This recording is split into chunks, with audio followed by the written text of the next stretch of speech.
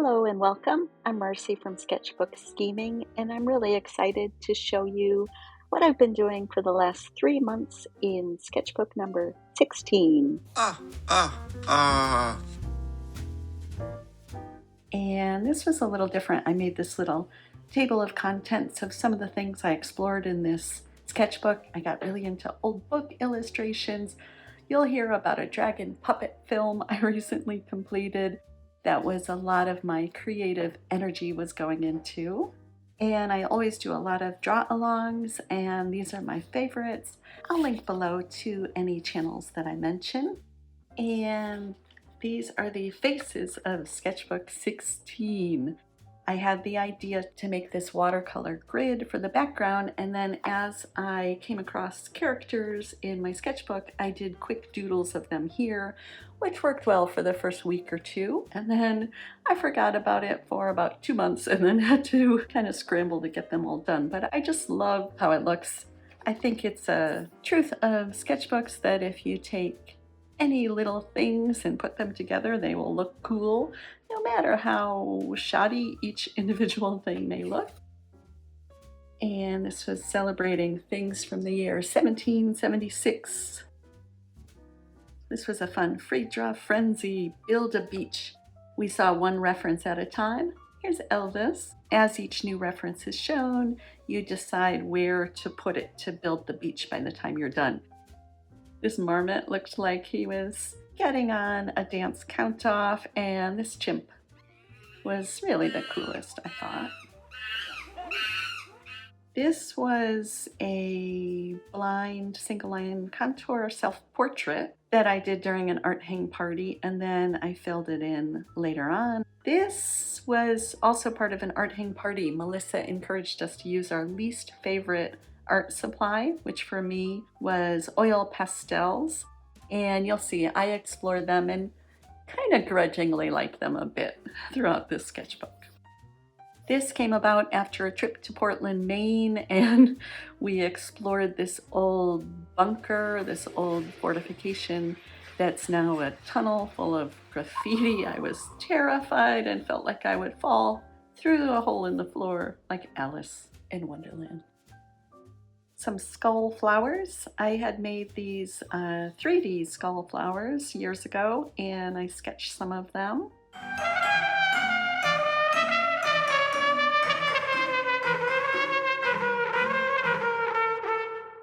I was thinking about yoga and the downward dog pose, which is about my fave, and wondering how a horse would manage to pull that off. This I followed along with to draw this bear head, and then I decided to add to my collection of animal-headed humanoids, and I really liked building this up with collage.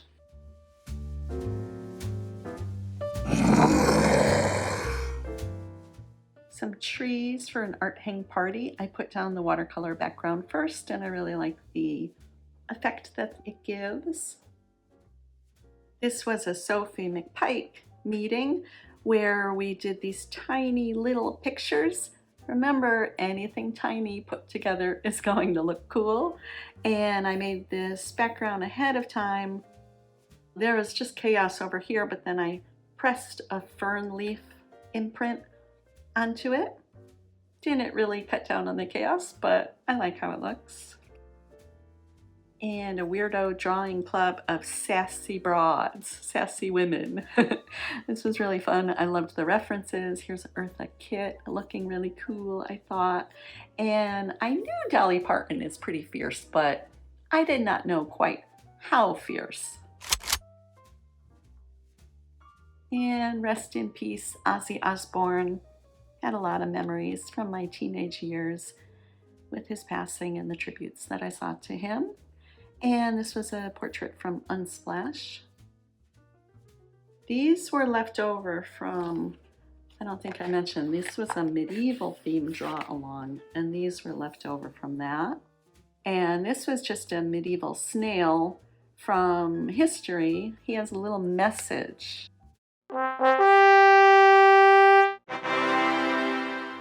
And then This was a beer label. We visited a brewery, Legitimus, and Dr. Strange Haze I thought was pretty inspired for a beer name and a beer label. I tried to kind of emulate that a little bit here. This was a fun Funk and Flash people from a reference book of people, I think from like the counterculture in the 60s or 70s. These were some of my faves. I attended an online workshop about how to make a climate cartoon, and that's what I came up with. These three were drawing weird things. This was an old book illustration that fit in with my puppet obsession, and this was from an old dude from the Tour de France. He's loving that mustache, I can tell. And this was when I finally finished making a dragon puppet, and then it was the next couple of months figuring out what to do with it. Some more draw-alongs and some puppies. This was my favorite, even though a hand was holding it, and I chose not to draw the hand. I like this guy too. They're all good boys. They're all good girls. Here's some more puppet preparations. So I made a whole bunch of props. I had this one. This was Baba Yaga from an old diorama. And then I made 3 more characters. So these are sort of these are the little characters that were my stick puppets to go along with my dragon rod puppet. This was an extra flame that decorated the proscenium arch.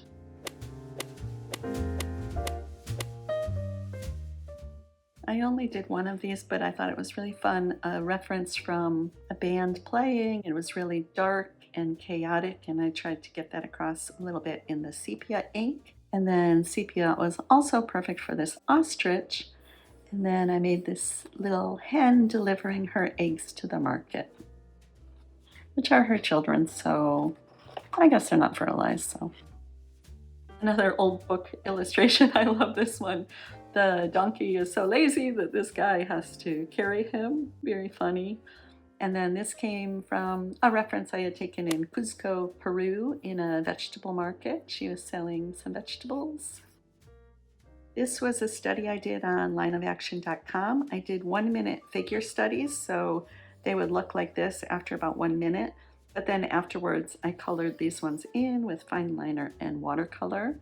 And I like to practice figure studies just every now and then. A fun art hang party, art disco. These were challenging poses. I think I did pretty well with this one. This woman's torso is impossibly long, but she's got all the moves. And then I loved how this guy's face came out. I spent extra time on this guy. This was a really fun challenge. We were not shown the photos or the name of the person. We were just given the description, and then we had to try to draw it and figure out who it was. Frida Kahlo was pretty obvious because of her iconic eyebrows, but the other ones worked as well, so I could kind of see the likeness even though I had just seen this description. Can you tell who that is? These are some odds and ends from the Dragon Project. I made this stamp to stamp designs onto lanterns. I kind of practiced here, but then I decided to use tissue paper, so I just put that in there. These were their clothing swatches, and my dragon's name was Vermilius, which I thought it was really interesting. It turned out vermilion, the orange-red color, is related to that, and it comes from, in ancient times, getting the pigment from a red insect, a little worm. But it became kind of a diss in my play that Vermilius's name meant he was a little worm. This was one of the, I guess you could call it a puppet, the flames puppets. He could breathe fire. And we decided not to use real fire in our basement, so puppets to the rescue. These I did as single line contours. I really liked how this one came out. This was a vegetable seller, and this is like the negative space where there were carrots there, so that's my favorite part of that one. This I had destroyed. I put dishwashing liquid sudsed up, and then you put it on, and then you try to lay watercolor on top. I flooded all the pages in the area, completely ruined them. So I had these old watercolors from a class that I didn't really like. They were just practice, so I chopped them up and put some in here, and I'll save the rest for collage papers. All right, trying to use the oil pastels. I guess the reason I don't like them is they're so messy. I don't really mind the mess on my fingers. It's more that they transfer to the other pages. So I've gotten in the habit of putting these little slips. I think they're for like burger patties, but they're perfect for my 8" by 8" sketchbook. And I also, though, covered it in hairspray trying to protect it. This one, oh, I had a hard time with this. Gave me a lot of trouble. All right, this was fun. I just did these 3 sketches during a draw along, but then I went back and looked up quotes by each poet, and I thought it was really fun to add some collage paper and some text. Okay, here's some more oil pastel. So I had Shel Silverstein from a draw along. This was also from an introvert drawing club draw along of trash animals. And I just had those 2 things, and then I decided to play some more with the oil pastels. So I put them down, and then I tried like resisting some watercolor that went over it. More to come on oil pastels. Goats, I always enjoy goats. And some awkward cat portraits. I always love giving humanoid features to animals, so right up my alley. This one is about my favorite, an old book illustration from 1852, and I just loved the gentle gray in the background and the floral borders, and this moth lady was on a voyage and resting. The original illustration had people back here too, but I kind of simplified it and tried to make it my own somewhat. This was another old book illustration that I loved. It was illustrating the Edgar Allan Poe story, The Telltale Heart. So he's freaking out because the heart keeps beating and beating and beating. I read that as a kid and it really freaked me out too. And this one was very hard. It's hard to tell what's going on, but I used some of the oil pastels on the border and in some of the spots, as well as markers and pencils, and I threw everything at it. Sort of like a witch creature summoning these skulls to do something. I don't know, I loved it. I loved the shape and how it had this foliage hanging down. And then this was a fun one featuring references from Portugal, and I would love to go to Portugal someday, and they were really beautiful photographs. I do this every once in a while too. I pick out some monsters from the D&D monster manual, and love this guy amid the black. Fire was on my mind a lot in this sketchbook. Speaking of fire, this is the name of the little film I made, and I tried using a regular font and it just looks real goofy, but when I hand lettered it, I really liked it. And then I used that in kind of the opening sequence.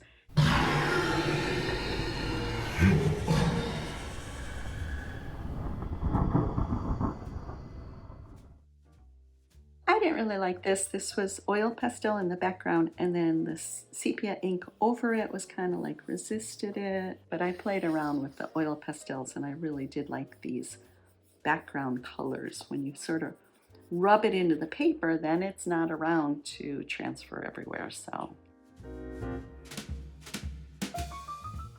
this, we rewatched a movie about Bob Dylan. It uses footage from a tour, the Rolling Thunder Review, that he did in the 70s, but then it has modern interviews and even like fictitious stories mixed in. It's a very strange and fun movie, and really good music from that tour. I loved the lighting in this part of the movie, so I wanted to try to create that. This is hard to tell what's going on. I put in a whole bunch of watercolors in the background and then went over with Posca pens. The reference was these weird trees that I had in a diorama that I used in the film. Inspired by Downton Abbey. This is just a bat I saw that I liked the look of, and then that's like his favorite food. This was a really fun draw along where we take an animal character and then we try to set them into a classic fairy tale. So this is a pug, and then these trees were inspired by one of the fairy tale images, as was this, trying to put the pug into Little Red Riding Hood. A way to, make my humanoid characters, but also I never really think much about the background, so I really liked combining them. This was practicing a Beauty and the Beast one. I wasn't really feeling the sheep one. The rhino I use on the next page. This was a rhino like Hansel. Gretel must have gone around the corner. And then a giraffe as Rapunzel. And I liked imagining that her neck was like the length of the tower and she can just chill up there. This one was just straight up of the ugly duckling, but I really loved exploring the composition. And this was from a different video, I think, but also Introvert Drawing Club. This was more oil pastels, and I was really starting to like it. Blending them in, blending. Scylla and Charybdis. So this multi-headed monster from Greek mythology. So I just tried to show one of the heads and kind of like snake-like bodies and heads. I think it got a pretty good vibe going on in there. I like the darkness, the blurriness. I felt like I was kind of getting the hang of oil pastels a little bit. And this was a fun Art Deco art hang party. The illustration from the 20s, a woman receiving an award. I just got Barbara Streisand vibes from it though. Hello, gorgeous. Some more oil pastel. I think this was my favorite. A monster called a Slod, I think, from the D&D Monster Manual. I like the colors, I like the shapes, I like how you can see details and yet it's all smooth and blended. And then it's kind of like the spell he's casting. And then this is another one of those fairy tales gone wild. I thought this was a fun idea. The giraffe is in Cinderella's carriage, but her neck is so long that there's a hole in the top of the carriage for her neck to come out. I thought this one was really fun. And some cats. And this one was kind of playing with time. We did this one first and had 10 minutes to just relax and explore and practice all the shapes and feel comfortable. Then we went back and did them in different time amounts. The Nutcracker. I belong to a local tennis club and we have an open house coming up, and I'm into tennis, but pickleball is hot. So I made a little poster, pickle curious, come see what the big deal is. And I colored this in on Photoshop. I'll let you take a look. And then some plushies, very cute. And then some odds and ends, yet more medieval leftovers. And some more odds and ends. So I would love to hear what you think, and it represents the 3 months of effort. And a lot of my attention during these 3 months was on that dragon puppet play, but I was so glad. I think I leaned on draw-alongs more heavily than usual to keep myself practicing and playing and still making progress in my sketchbook. So I want to thank you so much for watching. Please let me know what was your favorite or what you thought, or just let me know you were here. I love getting comments and I respond to all of them. So thank you so much. Take care. Always scheming. Often sketching, always scheming. Sketchbook scheming, yeah. Sketchbook scheming.